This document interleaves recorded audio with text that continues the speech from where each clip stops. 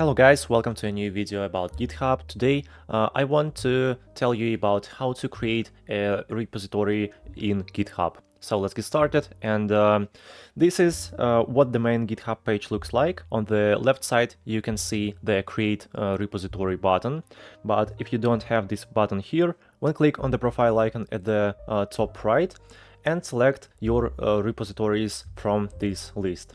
And now at the top right you can find the new button. Let's click on it to create a new repository.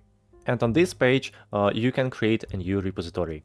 So first of all, you need to enter a repository name, my repository 1. Also you can add a description if you want.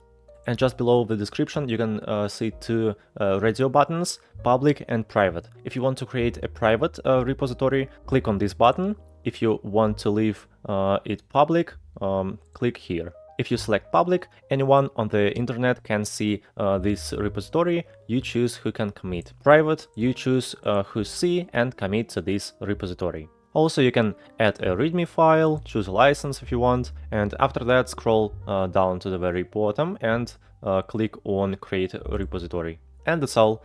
This is how the repositories page looks like, and here you can add co-workers to this repository. To do it, click on the Invite Collaborators right here, click on Add People, and find people.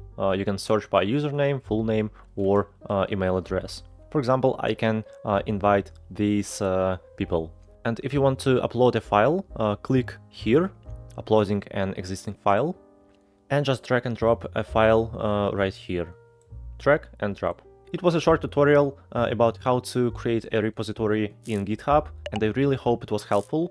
Please subscribe and like. Thank you very much for watching. Goodbye.